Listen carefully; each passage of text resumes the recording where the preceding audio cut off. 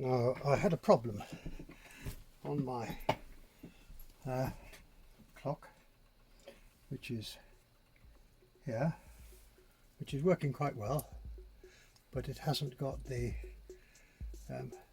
apparatus at the back, which needs a spring, a suspension spring, like this one.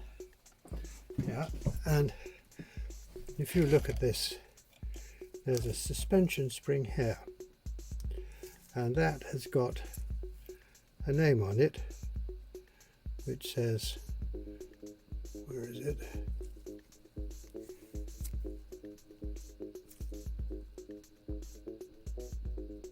That's B-R-O-C-O-T, Brocot. There. And I could have taken it out of this clock, but I decided against that, and I had 2 goes at trying to do it, to make it, and I succeeded, I think, eventually, by taking a spring which is an S55560 from, I think that's the right number, from Cousins, and it's got a little tab on it up there which you have to file off, and then file this section here down from 1.5 millimeters to 1 millimeter so that it fits into the jaws, and I've done that here so that it now fits between those jaws, and the length is right, and you have to make sure that this section here and there, well, not this section but there, will fit into the recess and the holder, which is here, and that's how it fits. Ignore the pin, but the top section has to fit into this grooved section here. Oh dear, it's dropped out. But you can see what I've done with this pin here. I've taken that shoulder off, filed it down, and I made it thinner so that it will fit into here and between the 2 plates when they're fitted in, screwed down, and it will rise and fall. And you've got to have the pinhole that you can see at the top of this one as close as you can to the edge of the holder, so that when it drops down it's got as much fall as it can have, and that I think will work. I tried it before on a different one and it didn't work. It was really rather a mess, and it was a bit difficult, and I had a problem to get the old the old one out of this holder here, which there. The best way to do it, don't try and do what I did here, which was drill it out. I think that I might put that up on the video, but you can see that I wasn't center and that hole isn't center. What you should do is to cut this spring as close as you can to the shoulder, and then saw between the plates. You can see that there's little plates in there. Saw between those to cut the pin in half here, and then it'll fall to pieces, and then you can take it out, fashion your new spring, and then insert it, which I will now do. It's I promise you, it's a bit of a pain. You have to work backwards. In this particular instance, these shoulders here had to be 4.5 millimeters apart, but they start off by being in some cases 5mm, which is too wide, and it gets jammed in between. I did quite a lot of, when I say not research, but work on it in trying to find out what the original one was, and I can see that there. That's what I determined, but it wasn't quite right, but it's not far off. I then managed to take that other clock which I've just shown you into pieces, and this is a, as you can see, Brocot section of the spring there, and those are some references from Marsh and Parsons, but I couldn't get in touch with them. And I'll come back and see how it goes.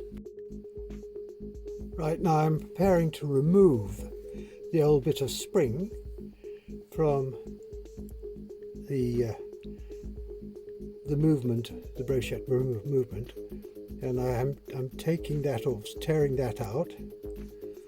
And what I've got to do now is to get the saw blade between those two leaves there, and then cut the pin, and that will give me the opportunity of getting that out and replacing the new one.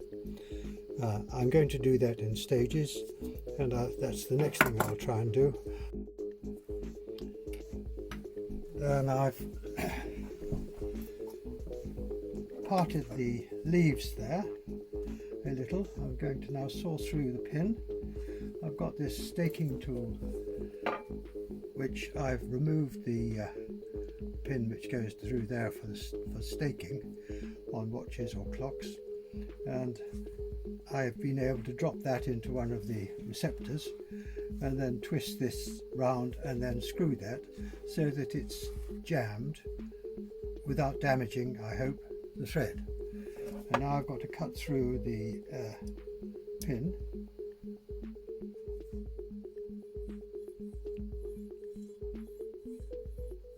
To get the old leaves out of the holder.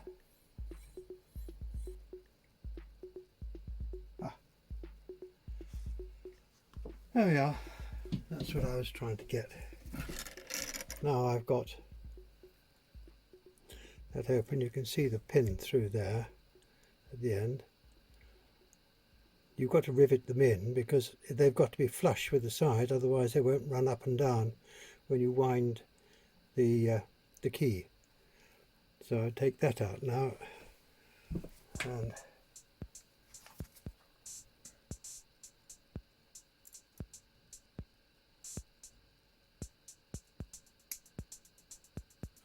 that's gone. Now the new one is here, and I've got to take this top off, that it's got to come off, and then you can see the studs there. I've got to cut it down and file it down to about there, and it's got to be able to slip in there, and this is just a bit too wide, about 1.5mm, and that's splayed a bit now, and that should be about 1 millimeter. So I'm now going to do that in real time, and then I'll mess around with it and cut it up. I have to take a bit more off this one.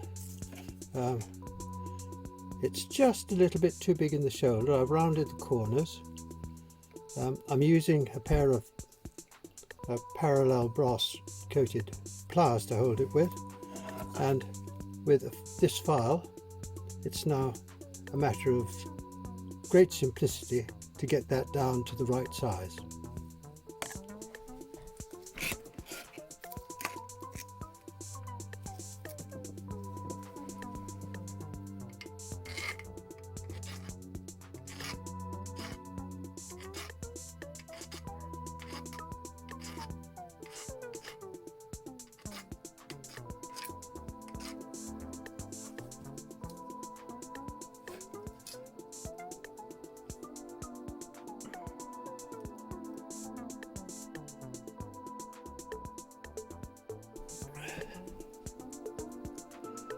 There we are, and I tell you, I was really stumped as to how I was going to get this solved, because it was one of the leaves here was broken on the original clock, which is sitting over there, and it's all ready to go.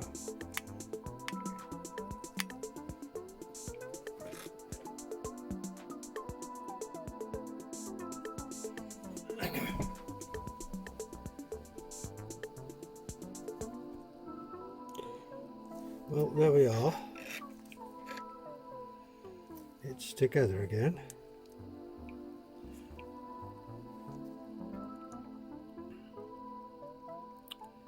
So that's the spring, and the pendulum will hang from it. And I'll put it all into place in a moment. It was a bit difficult getting this straight, but it just took a little bit of patience. Well, there we are. We've got the replacement spring, which was broken, which is this. Broken. They're in line. Broken. Replaced with a cousin's S.560 spring. They're about £5 each, including post and that. Well, now with the new spring fitted, and the tools I use, I'm not quite sure what you call these duckbill pliers, some parallel brass face pliers. They're very useful. A very fine saw blade, very fine. A knife to prise it open, a little hammer to do the stud work, a staking tool, which was really much better than I thought, because it meant I could put it into one of the little holes here. I think you can see those, one of those holes, and by turning this here you can jam it in the underside hole. Not severely, but just jam it, hold it, and then you screw that, and it tightens up, and it's holding in place. And that was it. But I'll show you how the